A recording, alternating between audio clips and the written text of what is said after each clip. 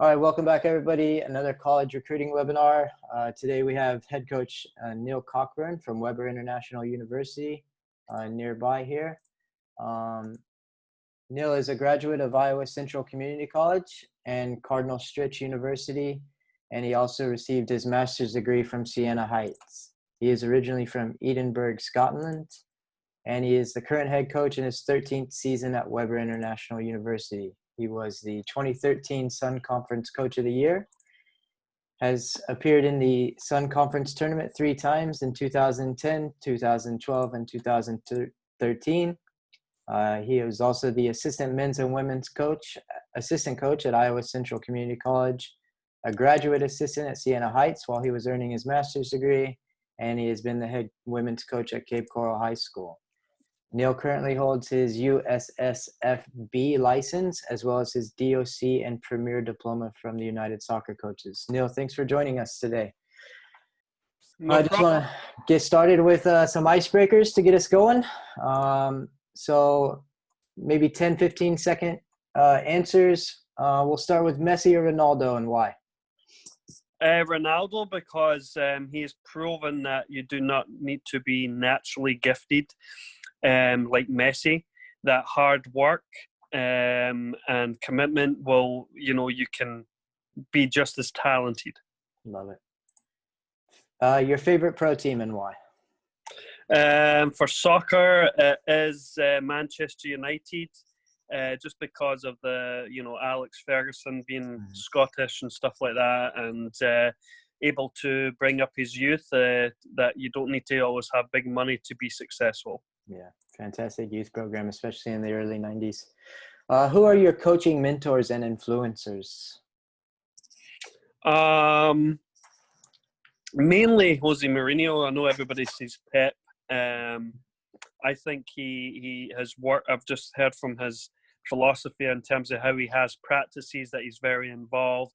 He demands even the best from his assistants, even putting in a ball into a drill. Even if they ask one of his assistants to grab pennies, are they walking or are they jogging to get pennies? It's from top to bottom, has to have the same mindset, even with the water boys. Yeah, love it. Are you a fan of VAR?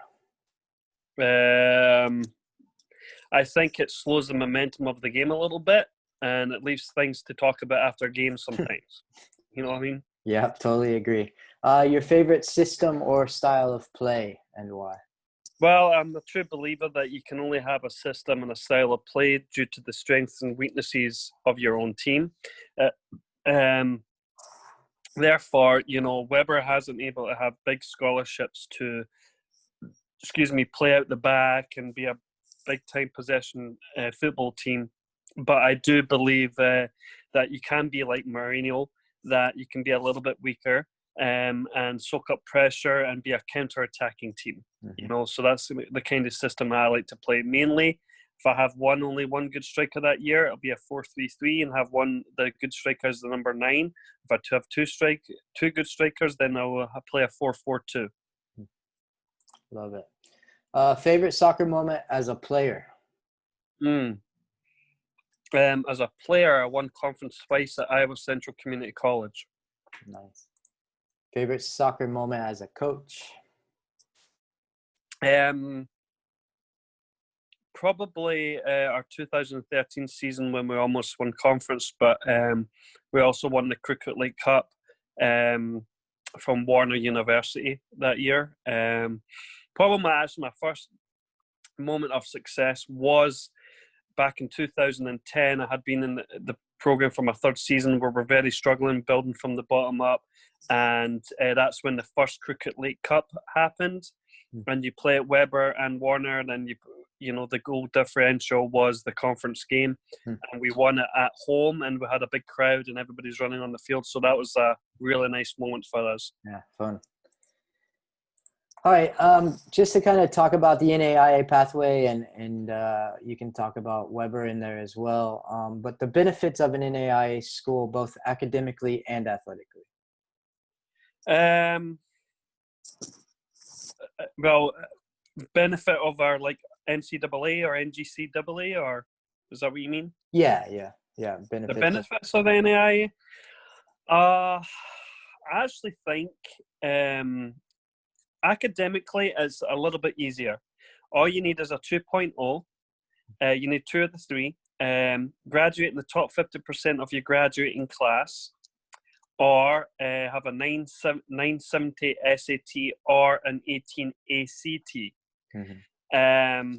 So really, you kind of get another lifeline if you don't have a good SAT or ACT score, as long as you have a good GPA, which has happened a lot Mm-hmm. with a lot of my recruits. So academically, I think it's a little bit easier to get in compared to the NCAA. Nothing's easier on the NGCAA. All you need is a 2.0. Right. But the benefit of being at an NAIA school, you will be at a 4-year school. And if you started off at NGCA, yes, that you might be able to play soccer right away. However, when you transfer, you will struggle because you may not have all your classes transferred to that school. Mm-hmm. So I've had several players get an AA, get 60 credits, and only 48 transferred in. So there, you've almost a semester behind, and all those classes were wasted. You know what I mean? Now, it doesn't always happen all this time, but it can happen. Yeah. Athletically, I think with the NAIA, I think you have a little bit more opportunity to play for the team because a lot of teams have JV compared to the NCAA. They don't really have JV teams. So their rosters are 28, boom, that's it. No chance of getting in.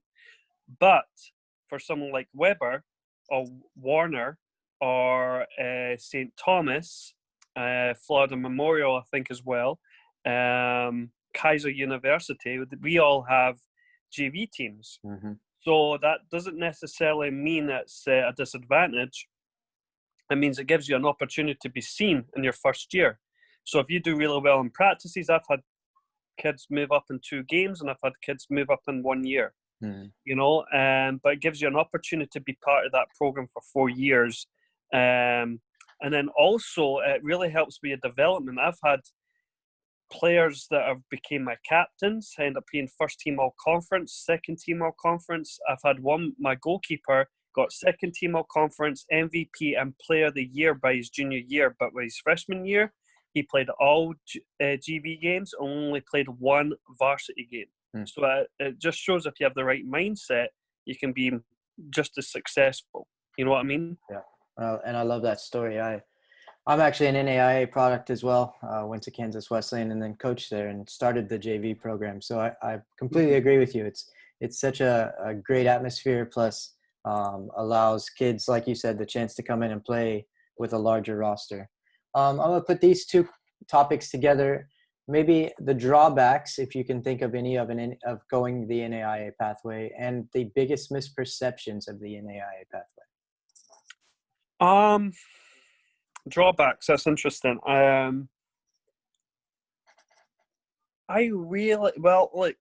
hate to say this, and I'm going to be completely honest with you. If you're a very high level player, and you can have a choice to go a top Division 1 or a top NCAA, top Division 1 NCAA, or a top level NAIA, all right? If your goals was to be professional, and I hate to bring this up, but it's true because a lot of young men, including myself at 18, 19, 20 years old, all want to go at that professional route. Mm-hmm. Division 1 is probably, even Division 2, a better chance of going in the professional route.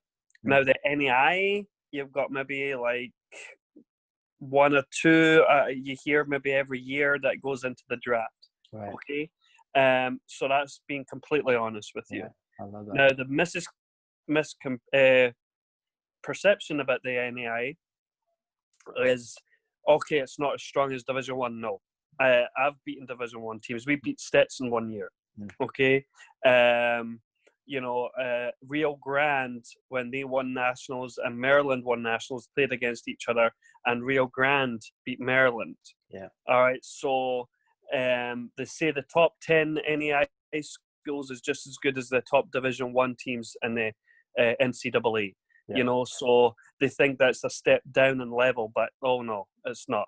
You know, NAIA compared to mainly the Division One, is mainly a lot of internationals that are got on players. I've got players that have been high level in Argentina. I've had kids from the youth team from Newcastle, Manchester United, Aberdeen in Scotland, Rangers in Scotland.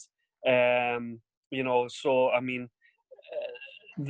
you've got all different levels from all over the world, mainly from the NAIA. And it is the same kind in Division 2, but Division 1 is mainly mostly Americans. So, you know, we still play at a high level, even if it's Division 1 or Division 2. Mm-hmm. Yeah.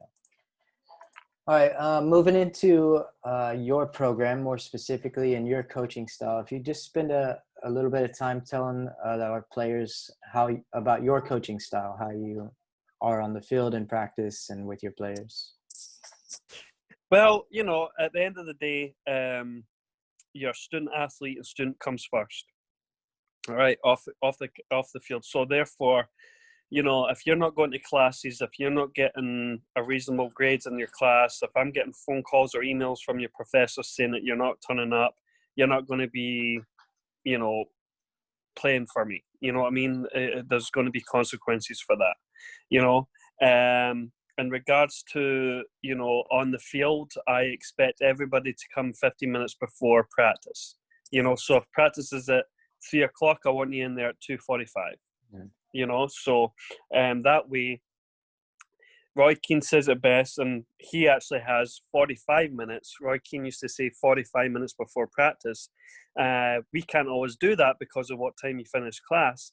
Right. But I like these guys to have about 10, 15 minutes to get dressed and have a little bit of downtime before heading out that locker room. You know what I mean? Mm-hmm. And get your mind right. Because if you're feeling like you're rushed, getting your clothes changed and running on that field, your mind's not right. You're not ready to go right at the beginning. You know what I mean? Absolutely. I believe also that no individual is more important than the team. The team always comes first. You know? So if there's any individual that's whining, complaining because they never got into the practice, or they're not starting, or they're on the bench, and if I see it on game day that your head's down and you're pouting, you're not even going to go and sit on the bench. You know what I mean? You can sit home and cry to your mommy and daddy about that. You know what I mean? Yeah. You know, because, you know, I want you to be a little upset, and, you know, because you're competitive and you want to improve, but you have to look at yourself and say, okay, what can I do better to get on that field? Right. You know what I mean? Yeah. Coaching style, we have more of small possession games, 2 to 3 touches on the ball. We try to build from the bottom and see if we can build from the back, because there's going to be times that you will have to play at the back no matter what. Mm-hmm. And getting just comfortable playing with each other and doing things in short bursts of speed, and high endurance exercises only about an hour and 15 minutes. You know, it's quality over quantity. We don't believe in 2.5 hour practices. We want good effort for an hour and a half. If I don't see a good effort in an hour and a half, then it will be a 2 hour practice or 3 hour practice, you know? Yeah. So, that's that, yeah. What are the traits that are important to you and your staff on and off the field and your players? Well, you know, what do you mean exactly? Like, do you look for, I mean, you talked about players that are there on time and you know, they're there working hard, but maybe, like, you know, do you look for players when you're out on the recruiting trail? Do you look at players in warm up and see their social skills with their players, how they interact with their teammates, how they talk to their coaches? Look, I mean, it's kind of adding on to what I was previously discussing. But, you know, when we're recruiting, you know, I may not even go at your game. I might just come to you and watch you a couple of practices and hide behind the bushes. You know what I mean? I want to see if you're the first one on the field or the last one on the field. I want to see if you're putting in the effort. I want to see if you're a motivator or you're a cancer. You know what I mean? You know, as certain players that I see that they drag their feet, during the drills. They don't work that hard. And then I'm like, you know what? You're never going to get better. So I pull away from those players. You know what I mean? Because you're really defined when no one else is looking. You know what I mean? Absolutely. You know? So I mean, in the games, you might put that effort, but the thing is, are you putting effort in the practice trying to get better on what you were yesterday? You know what I mean? Absolutely. Yep. Yeah, that's a great feedback for our kids. And your evaluation and feedback style to your current players. So do you, formal and informal, maybe talk about the evaluations you give your kids formally, maybe how many times a year, and then informally in that 15 or so minutes you talked about prior to practice and throughout the rest of the season. Well, the only kind of really evaluation I give to my players is that, if I see a level dropped off or whatever, I will sit down with them, and it might be family problems or motivational problems, or it might be girlfriend problems or whatever. Mm-hmm. And I'll try and see them through that, okay, now I'm aware that I shouldn't be yelling, screaming at this kid because, he just lost his grandmother 3 days ago or whatever, So I give them a benefit of the doubt, if it's mm-hmm. If it's a level dropped off just out of nowhere, you know what I mean? And it's usually a person that gives a hard work. Yeah. However, the big evaluation I give is, and including myself, I give 12 questions to the players, things that they would like to see improved in myself and stuff like that. But I also discuss the strengths and weaknesses of their game. Mm-hmm. And it might be something physical. It might say, okay, you're not that strong. So the good thing about Weber is that we've got our own strength and conditioning coach, that we might devise a training program to help them to be a little bit stronger. You know what I mean? Mm-hmm. So, that's the big feedback, because at the end of the day, once you're in season, unless, like I said, there's a huge drop-off, I will sit down and talk to you. But at the end of the day, I've got 25 players on that field, and I only need to pick 11. Right. So you've got to be on top of your game every single practice, because I don't have time to motivate you and be a cheerleader with pom-poms just for you individually. No, you've got to be a self-motivator as well. You've got to want this. You've got to be like a Ronaldo that's coming in a little bit extra before practice and after practice, improving on your game. You know what I mean? Yeah. I always tell my players, I will never yell at you for making a bad mistake in terms of a pass or, a cross or whatever. That happens. But I will get onto you for your effort, because that's the only thing a coach cannot teach is effort. That has to come within. Absolutely. And when you're out on the recruiting trail, we kind of talked about this a little bit, but how do you know a player is not a good fit for your program? I like to give, obviously, when you go out recruiting, you got to find good players. You have to have a level of technique. You have to have a level of physicality. It doesn't need to be at the top level, because, like I stated before, in 2 years or whatever, you might be there. You know what I mean? Mm-hmm. And it's benefited my program a lot.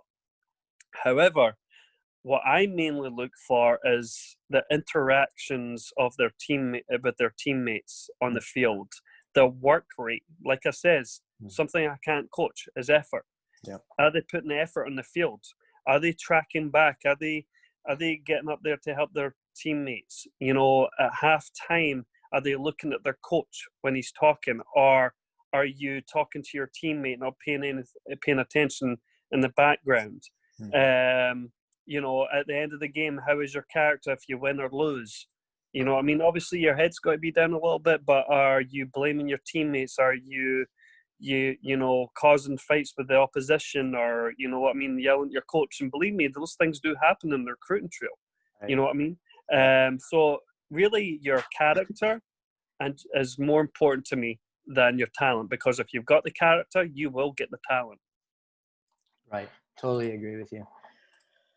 And do you look at your prospective student athletes' social media, so the ones that you're recruiting, and also do you watch your current players' social media? You know what? I'll be perfectly honest with you. I do not, because I'm not a big social media person. Mm-hmm. I, at some point, think there has to be a private life. with myself. I wouldn't like to think my players are looking at my private life. However, what goes around comes around, if that makes sense. I have had players and come to me and say, you know what, coach, I'm worried about, just say Bruno. He posted something on Facebook about, coach was fault, blah, blah, blah, this and that. You know what I mean? Well, then I get a little concerned, and I was like, look, I have 4 walls in my office. You can almost say whatever you want to me, all right? And, within reason, all right? You can get everything off your chest, all right? But the moment you walk out that door and you spill your guts to someone else and you don't have the courage to come and talk to me about it, then I don't want you part of this team. Right. You know what I mean? Because at the end of the day, we are a team. It's just like your mother and your father. If you have a problem, you want to sit down and talk to them respectfully, what's bothering you, all right? But you don't go out and talk crap about your parents to everybody outside. You know what I mean? Yeah. So, that's very important to me. So if it's in the dark long enough, it'll eventually come out in the light. You know what I mean? Absolutely. Yep. Yeah, I think that's good, information, because, some coaches say they do and don't watch their student athletes, but you brought up a good topic that there are other players, even your current players watching your recruits or coaches watching your recruits, that the information will always get back to the exactly. Not always that. Get to. Yeah. So, what type of academic support does your program or Weber offer your students, your athletes? Do you mean like scholarships like tutoring services or academic support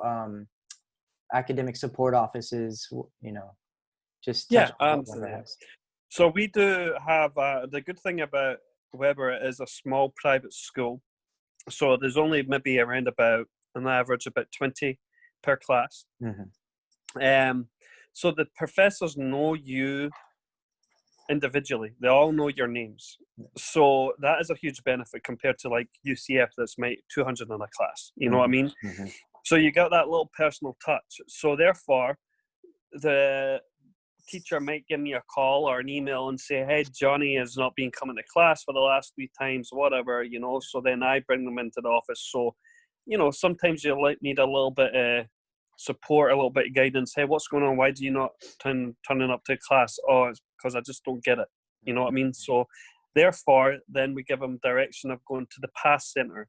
And that's basically a lot of tutors and set hours every day that they can go and see, a tutor at Weber. Right. Also, we will be starting study hall within the team.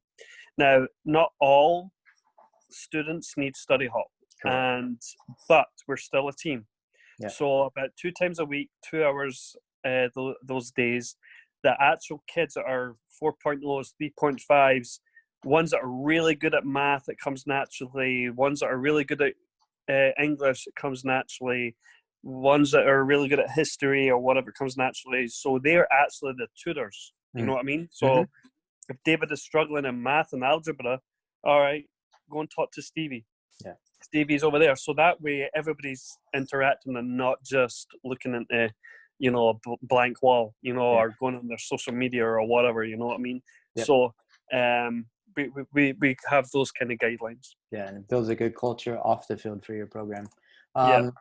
So we've talked to some JUCO coaches here in the past recently with our players, but resources for specialized interests. So building towards like the major, most NAIA schools, I believe, have good connection with local businesses for internships and stuff. So what does Weber offer along that route? And I know you said your class sizes average about 20. So I'm gonna put that up there as well. Mm-hmm. Yeah. So resources for special interests. Yeah. That one.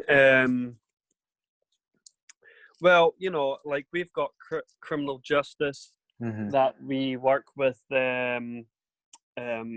What would you call it? The police department. Right. The law office down there as well. We get a lot of internships through that. sports management, we have a really good connection with Excel Soccer. Mm-hmm. You know, one of my actual current players is going to be actually my full-time in August. He's actually doing his internship with Excel Soccer.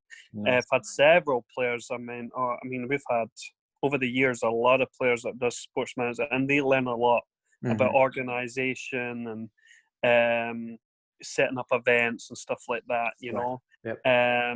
We're primarily a business school, so there is other, you know, Florida Natural. We have really good internships over there as well.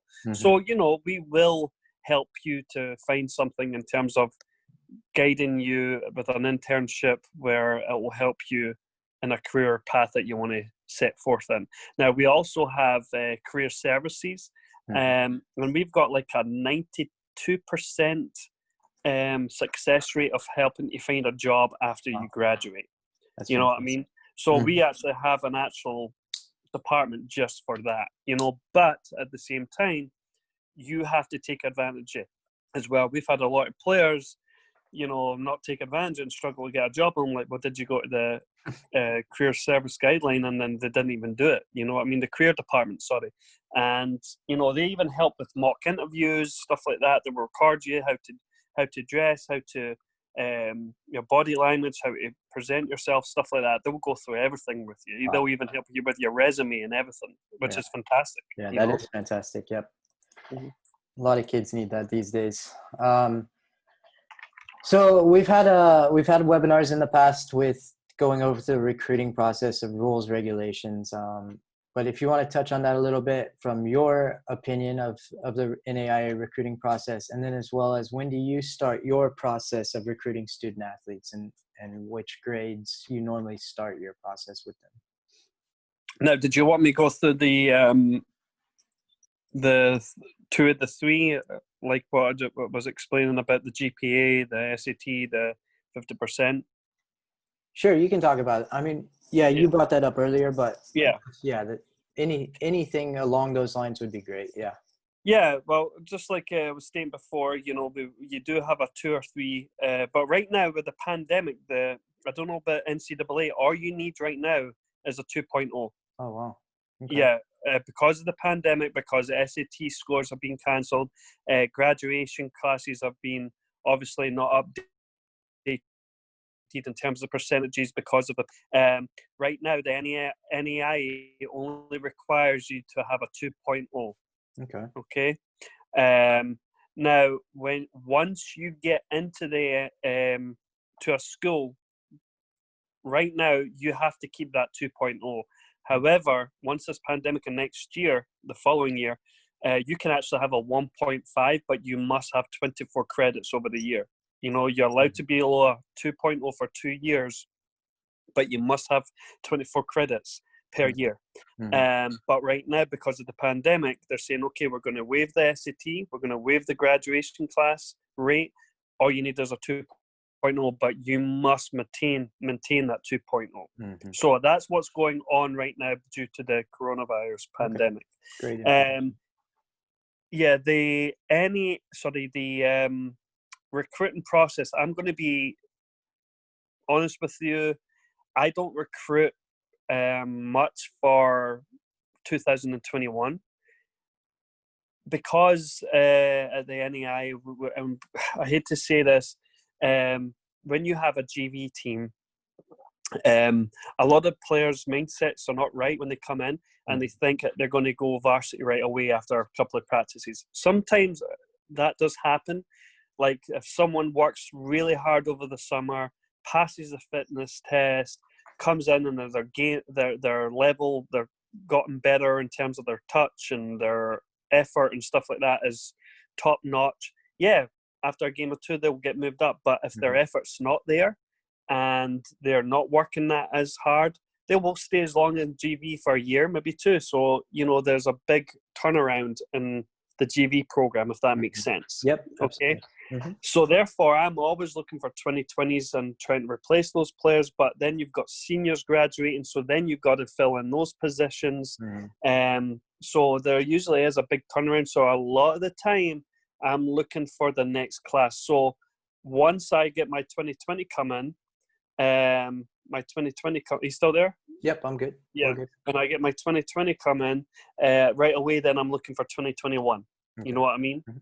So, yeah, that's usually what my recruiting process is. Okay, excellent. And if you can talk about just well, you have a JV team, so maybe if you could touch a little bit more on that, of what the development process along that JV route for the players is, how much time you spend with them in their development, just kind of like growing them into the collegiate game. Yeah, well, they have around about 10 games guaranteed once they come in for the GV team. They have around about 3 to 4 practices, but then there's a game usually that weekend. You know what I mean? Yeah. Could you give me 1 second? Yeah. Give me 1 second, Paul. No.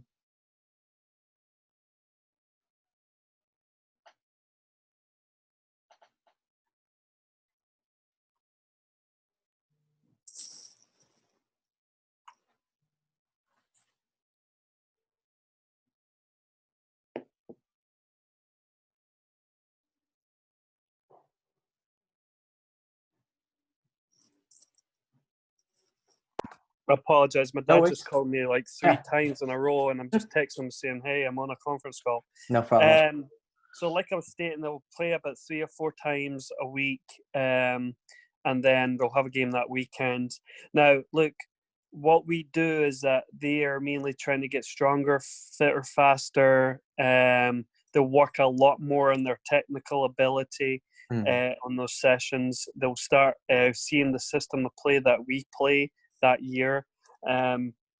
But also, some players are actually physically or maybe even technically ready. But as a freshman, about 80% of them go in the GV team. Now, the reason being is because I have a lot of internationals, and some players, like I've got 2 players from that are coming in, are American, are going right into varsity because I saw them practice, I saw them in showcase, and I thought, okay, they're only an hour and a half away from home. I'm going to bring them in. But usually the rest are internationals, a lot of international players, or even some kids that are in Pensacola are not going to go home for a long time. I start them in the GV program because right away at varsity it's pressure. You've got to perform right now. Hey, look, at the end of the day, I'm getting paid to win games. You know what I mean? Yeah. I'm putting the pressure on you.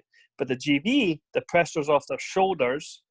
They have to have time to adapt to being away from home, new dorm room, not having their mother cooking their breakfast, lunch, and dinner anymore, developing relationships with the team, and that helps a lot for them going at the GV team. Their pressure is not on their shoulders right away. They've got a little time to develop mentally and get new to their new environment. You know what I mean? Yeah. And that's why the retention has been a lot better than what it was maybe 10 years ago when I started this GV team, you know?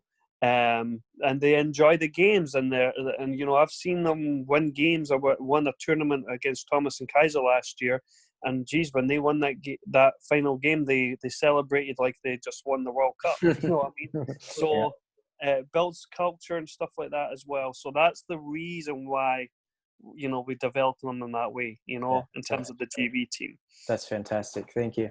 How many scholarships do you have? And do you go off of number or percentage based with your scholarships? And then what is the average cost of tuition and fees for a student athlete to go to Weather? Well, it all depends if they get their FAFSA done.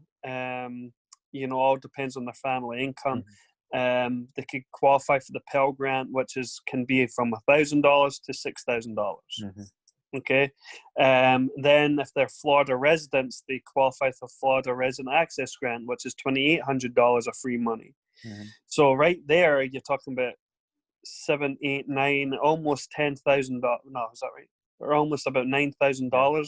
7, 8, 9, almost $10,000 of free money from the government. So then we have academic now. The highest academic award for playing soccer is $3,500, but then soccer, I'm not going to lie, it all depends on the needs of that position. All depends on the high level you are. And if it's a very good player, you could almost have your whole tuition paid off. Right. You know what I mean? So, and then freshmen and sophomores, unless you're over 20, you can live off campus. But if you're a freshman or sophomore, you've got to live on campus. And there's different levels of rooms. There's the Grace, which is 3,000.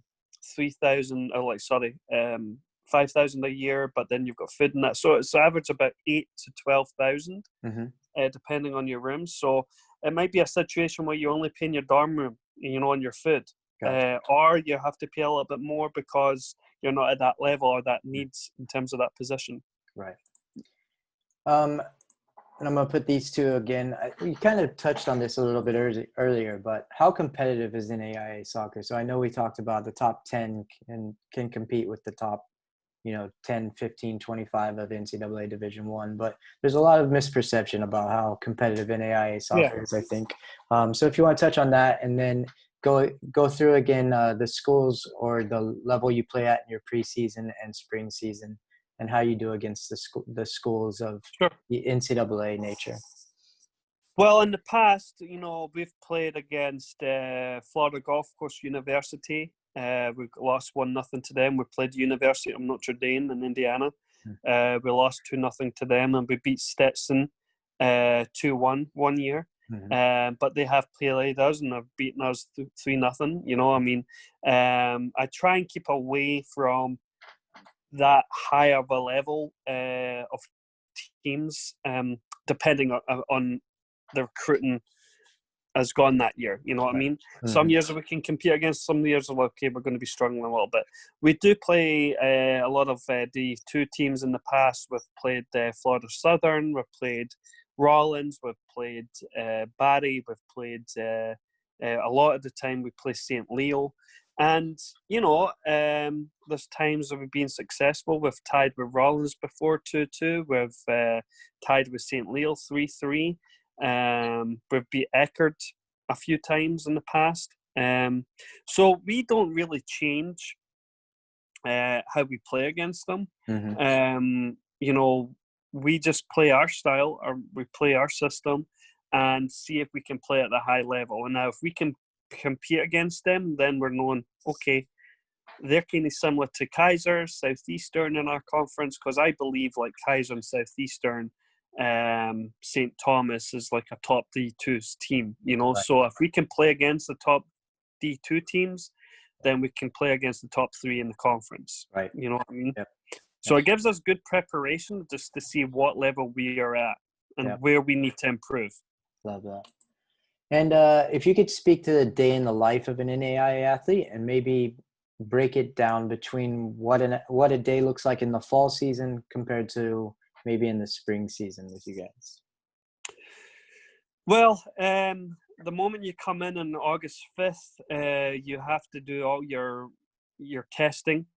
You know what I mean? Fitness test, make sure you've got no concussions and stuff like that. You go through your athletic training procedures as well, insurance and all that stuff. But once we get in, like start of the preseason, August 6th, it is 2 days, 3 days for 2 weeks, and you're going to have to really learn about organization, because you're doing 2 days. Some people have jobs, have to work with a job schedule as well, and then once the classes start, you'll be juggling a lot of things going on. Then in the classroom, you've got to be in the classroom, and then you're doing 45 classes a week, and then on top of that, you've got homework, and then you've got family time and relationship time if you've got a girlfriend, and then you've got soccer, and then you've got to get scouting reports from us, meetings, stuff like that. So you are going to be very, very busy from August,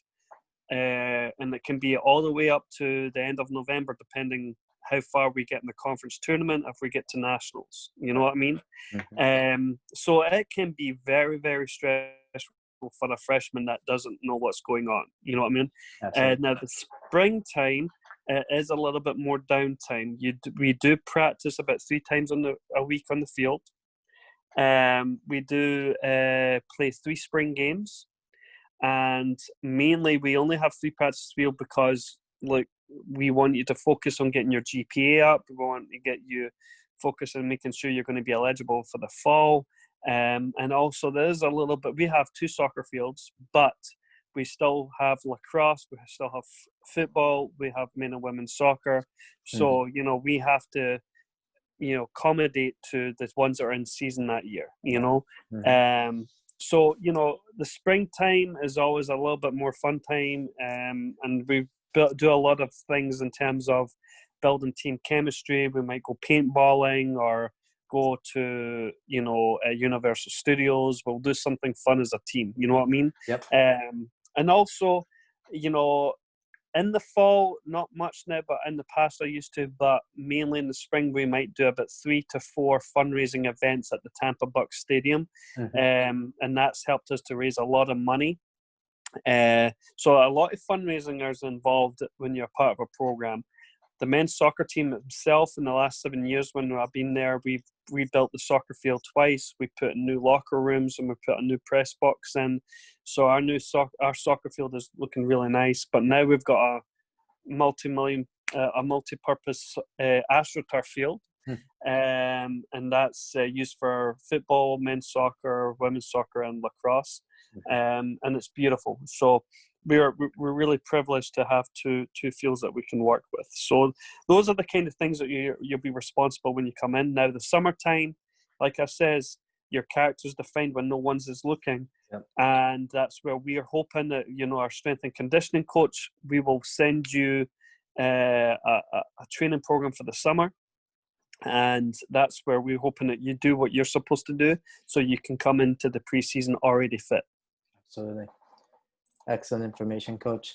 And just to give you an opportunity to tell our players at Florida Rush why they should be a part of the Weber men's soccer program. Well, it gives you an opportunity to, really test yourself physically and mentally. Because like I says, we will train you like a top Division 1 program. There is very little programs out there that has their own strength and conditioning coach. You know what I mean? And that's one of the best attributes that we have at Weber, and we have a top-notch weightlifting facility, gym you could call it, which is absolutely incredible. So, when the moment you come in, our strength and conditioning coach does all the sessions, does all the warm-ups, all the cool-downs. He will evaluate you in the game over the whole time. He'll see where your strength and weaknesses is. That's very, very rare to get that in even any NAIA level, even Division 1. Yep. So that's one of the best things about our program. I think also, you've got a chance if you're not ready to start in varsity or starting team, that there is a spot for you here where you have a chance to prove yourself that you can get to the level that you want to be. You know what I mean? And you will have time to get that done, That's excellent. I think that JV program offers a lot of kids a lot of opportunities. So. Yes, and it's not even Ronaldo and Messi had to start in the second team at some point in their career. Absolutely. You know what I mean? It's all about mindset. Like I said, I've had my Randy Waldrum. Randy Chisholm, Waldrum. Randy Chisholm was our goalkeeper. By his junior year, he was the captain of the team, MVP, player of the year, and second team all conference. You know what I mean? So, that just shows that you can do it. You know what I mean? And I've had other players as well have first team all conference, MVP. It's all about mindset. You know what I mean? Yeah. I'd just like to ask you to give our kids some final advice, and maybe even to the younger kids about their training during this time of the pandemic and lockdown. Maybe some recruiting process advice to our high school kids during this time, and just any final thoughts you might have going forward. Training during this time, there's no excuses for you not to be keeping in shape. Obviously, it's hard to maybe get in the weight room, but you know what? One of the best things you can do for your whole entire body, your upper body especially, is doing push-ups, sit-ups, stuff like that, and squats that you don't even need to do much weights with. Just keeping those ligaments strong and your muscles strong as well, you know. But you can still be doing endurance work, going out for a couple mile run, doing some sprint stuff in the field. You know, there's no excuses for you not to do that, as well as, you know, juggling and getting a couple of cones and doing in and out drills, stuff like that. Recruiting process, like since middle of March, nobody can do tryouts, nobody can do anything. So this is a good opportunity to get on the computer. If you have a highlight video, or even start working on a highlight video. If you're not currently a senior or anything and you've got a lot of footage, start breaking down your highlight video and making it 2 or 3 minutes long, and nothing longer. Give yourself a good resume of your background with your academics, your soccer position, stuff like that. Start working on that stuff and send it out to coaches. And make sure when you're sending out to coaches that is something that you would like to pursue in terms of something that they've got a major in that you're interested in. You know what I mean? Yeah. Don't be saying, I'll get a lot of emails saying, hey, coach, I want to really play for you. I want to, I'm interested in engineering. Well, we don't have engineering. You know what I mean? So it wouldn't be a good school for you.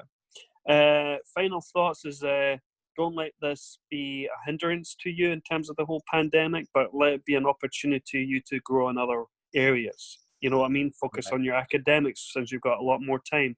Higher GPA you are, the more scholarship money that you're going to get from other schools. And schools love students that are smart, because the higher the academic money that you can get is less soccer money that they need to take out the budget to give to you. Right. You know what I mean? And that's a huge attraction. So use that as your advantage in your time that you've got right now. As well, like I says, work on your resume, work on your highlight video, and get it out to coaches. Appreciate it, Coach.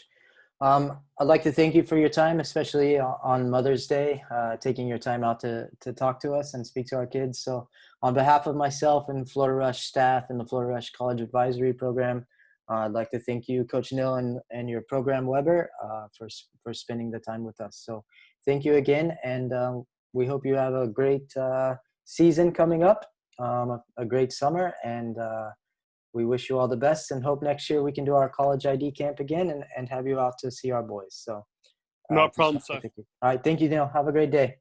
Take care, buddy. Bye. Bye-bye.